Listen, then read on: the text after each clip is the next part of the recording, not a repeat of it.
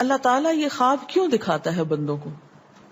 اور یہ ایک ایسا عمل ہے کہ جو انسان جس پہ قابو نہیں پا سکتا، جو انسانی ڈسکوری سے باہر ہے کہ ایسا کیوں ہوا. آپ دیکھیں کہ انسان دو چیزوں کا مجموعہ ہے، ایک اس کا جسم ہے اور ایک اس کی روح ہے. جہاں یہ دونوں آپس میں ایک دوسرے سے موافقت کرتے ہیں، ایک دوسرے کے ساتھ کوآرڈینیٹ کر رہے ہیں، وہاں یہ ایک دوسرے سے کشمکش بھی کرتے ہیں. بعض اوقات جسمانی خواہشات روح پر غالب آ جاتی ہیں، بعض اوقات روحانی کیفیات جسم پر غالب آ جاتی ہیں. عام طور پر دن میں جب ہم دنیا کے کام کر رہے ہوتے ہیں تو ہمارا جسم ایکٹیو ہوتا ہے، اور اس کا نتیجہ کیا ہوتا ہے کہ روح کی جو کار فرمائی ہیں وہ ذرا لو ہو جاتی. رات کو جب ہم سوتے ہیں اور جسم ہمارا بالکل بے حس ہو جاتا ہے تو پھر روح جو ہے وہ ابھر کر آتی ہے، اس کی کار فرمائی بڑھتی ہے، وہ زیادہ ایکٹیو ہو جاتی. پھر آپ کو قرآن کی وہ آیت بھی یاد ہوگی کہ جس میں اللہ تعالیٰ فرماتے ہیں کہ جب انسان سوتا ہے تو ہم اس کی ایک روح لے لیتے ہیں، جس کو زندگی دینی ہوتی ہے وہ واپس لوٹا دیتے ہیں، ورنہ جو دوسری باقی ہوتی ہے وہ بھی لے لیتے ہیں. اب یہ جو روح نکلتی ہے نا ایک ہمارے جسم سے، تو یوں لگتا ہے کہ جیسے وہ مختلف جگہوں پہ وانڈر کرتی ہے، یعنی گھومتی پھرتی، اور بعض اوقات دور دراز پہنچ کے مثلا کسی مردے سے جا ملاقات کرتی، کیونکہ روح تو ایک لطیف چیز ہے نا. جب ماں کے پیٹ میں بچے کے اندر آتی ہے تو کوئی پتہ نہیں چلتا، جب نکل جاتی تو کوئی پتہ نہیں چلتا. اسی طرح روح دیواروں کے پار بھی چلی جاتی ہے. قرآن پاک میں آتا ہے نا کہ اینما تکونوا یدرککم الموت ولو کنتم فی بروج مشیدہ، یعنی اگر بالکل ساؤنڈ پروف اور ہوا پروف جگہ پر بھی کوئی چیز رکھ دی جائے تو کیا ہوگا؟ روح وہاں سے بھی نکل جائے گی. یعنی روح کے لیے یہ مادی چیزیں رکاوٹ نہیں ہے. اب آپ دیکھیں جو لوگ مر جاتے ہیں بعض اوقات آپ کی ان سے ملاقات ہوتی اور آپ کو یوں لگتا ہے جیسے آپ ان کو چھو کر آئیں، اور ایسا ممکن ہے کہ وہ جو سوتے وقت ایک روح آپ کی نکلی وہ ٹریول کرتے کرتے اس مقام پہ جا پہنچی جہاں وہ مردہ روح تھی، اور اس نے اس سے جا کر باتیں بھی کی، کچھ میسج بھی لیے، کچھ اور بھی. تو اس سارے کو ہم واضح طور پر نہ جان سکتے ہیں، اس کی حقیقت نہ سمجھ سکتے ہیں، لیکن بعض خوابوں کو انٹرپریٹ کرنے میں یہ چیز آپ کو مدد دے گی کہ ایسا کس طرح پاسبل ہے. آپ اپنے بستر پر لیٹے ہوئے اور روحانی طور پر آپ خواب میں آپ کہیں اور پہنچے ہوئے. بعض اوقات آپ دیکھتے ہیں کہ میت آپ کو کوئی چیز دے رہی ہے، میت رو رہی ہے، میت خوش ہے، آپ اس کو دیکھتے ہیں وہ بڑے باغ میں بیٹھی ہوئی ہے. یہ آپ نے کہاں سے دیکھ لیا؟ آپ تو بستر پہ لیٹے ہوئے تھے. تو وہ جو ایک شعور سوتے وقت نکل جاتا ہے، جسم سے الگ ہو جاتا ہے، وہ ٹریول کر رہا ہوتا ہے ایک طرح سے، اور وہ ایسی جگہوں پر اللہ کے اذن سے ہی پہنچ جاتا ہے اور اس کو وہاں کی معلومات مل جاتی ہیں. اچھا آپ کو یاد ہوگا وہ قصہ جو شہیدوں کا واقعہ میں نے آپ کو سنایا تھا، عراق میں جو صحابہ کرام کی قبروں میں سے ان کو نکال کر دوسری جگہ پر دفن کیا گیا.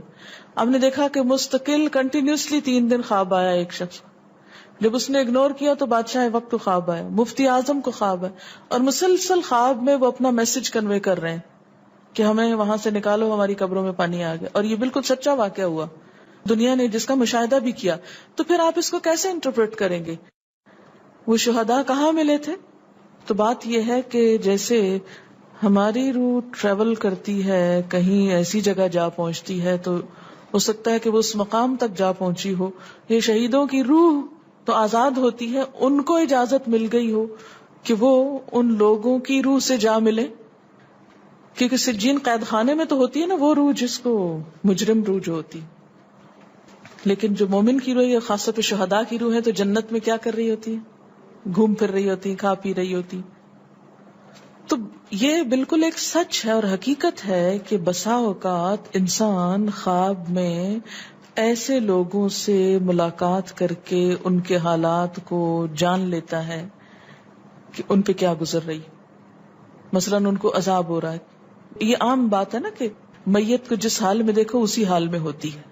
یعنی اگر خواب میں دیکھیں کسی نے اپنے والدین کو دیکھا کہ وہ بہت رو رہے ہیں فوت ہونے کے بعد، تو کیا کرنا چاہیے؟ ان کی طرف سے صدقہ دعا کرنی چاہیے. یہ بھی اللہ کی ایک رحمت ہوتی ہے کہ ان کو موقع دے دیا جاتا ہے کہ وہ اپنا میسج کنوے کر دیں. ایک طرح سے وہ اس کے دل کی بات نہیں ہوتی، الا یہ کہ آپ کسی انسان کے بارے میں بہت برا گمان رکھتے ہیں اور آپ اسے دیکھتے ہیں کہ وہ رو رہا ہے یا کچھ، لیکن کئی اور لوگ دیکھتے ہیں کہ وہ ہنس رہا ہے، کھیل رہا ہے. تو اس کا مطلب یہ ہے کہ پھر آپ ان دو کا کنٹرڈکشن کیسے دور کریں گے؟ تو پھر آپ یہ دیکھیں گے کہ جس نے خواب دیکھا ہے اس کا اپنا نظریہ اس شخص کے بارے میں کیا تھا، کیونکہ اس کی اپنی بدگمانی تو نہیں اندر چھپی ہوئی تھی کہ جو سوتے وقت اوپر ابھر آئی اور اس نے وہ روپ اس طرح کا دکھا دیا. پھر وہ حدیث نفس میں آ جائے گی، دل کی بات میں وہ چیز آ جائے گی. ٹھیک. تو نبوت کا جیسے انبیاء علیہ السلام کو کچھ غیب کی خبریں دے دی جاتی تھی، اسی طرح عام انسانوں کو خواب کے ذریعے کچھ غیب کی خبریں دے دی جاتی ہیں. لیکن کسی بھی خواب کے سچا ہونے کی آپ کوئی دلیل نہیں رکھتے. ایز سچ واضح بات یہ نہیں کہہ سکتے کہ میں نے جو خواب دیکھا وہ بالکل سچ ہو جائے گا، یہ آپ دعویٰ نہیں کر سکتے. نبوت کا تو دعویٰ کیا جا سکتا ہے، لیکن آپ اپنے خواب کا دعویٰ نہیں کر سکتے کہ میں نے جو دیکھا ہے وہ بالکل سچ دیکھا. ہو سکتا ہے آپ کو شیطان نے ڈرایا ہو سکتا ہے کہ آپ کے اپنے دل کی سوچیں اور خیالات اس میں آ رہے ہوں. اور خصوصاً اس وقت جب دو متضاد آپ کو خبریں ملیں. مثلاً ایک شخص آپ کے پاس آتا ہے، وہ کہتا ہے کہ میں نے آپ کے بارے میں بہت اچھا خواب دیکھا. دوسرا آتا ہے کہتا ہے کہ میں نے آپ کو اچھے حال میں نہیں دیکھا. اب یہ فرق کس چیز کا ہو گیا؟ اس کے اپنے گمان کا فرق ہے. ایک آپ کے بارے میں گمان اچھا رکھتا ہے، وہ آپ کو اچھا دیکھنا چاہتا ہے لہذا وہ آپ کو اچھا دیکھ رہا ہے، اور دوسرا آپ سے حسد رکھتا ہے اور وہ آپ کو ہر قیمت پہ ختم ہوتے دیکھنا چاہتا ہے. وہ ویسے تو مار نہیں سکتا آپ کو، لہذا خواب میں مار لیتا ہے اور خواب میں آپ کا حال برا دیکھ لیتا ہے. تو وہ خواب دراصل کیا ہوتا ہے؟ اس کی اپنے نفس کی بات ہوتی ہے. اسی طرح بعض لوگ جو جھوٹ سے بچتے ہیں، دھوکے سے بچتے ہیں، جن کے اندر منافقت نہیں ہوتی، جن کے دل بالکل صاف ہوتے ہیں، ان کو بھی بعض اوقات ایسے خواب آتے ہیں کہ جو بالکل واضح حقیقت ایک طرح سے نظر آ جاتی. لیکن کوئی شخص یہ خود سے دعویٰ نہیں کر سکتا کہ جو میں نے دیکھا ہے وہ میرے دل کی بات نہیں اور وہ بالکل بڑی سچائی ہے، جب تک کہ وہ چیز عملاً سامنے نہ آ جائے. آپ صلی اللہ علیہ وسلم نے فرمایا اچھا خواب اللہ کی طرف سے ہے اور برا شیطان کی طرف سے. یعنی اگر آپ کسی کو برا دیکھ رہے ہیں یا کسی کی برائی دیکھ رہے ہیں تو وہ دراصل کیا ہے؟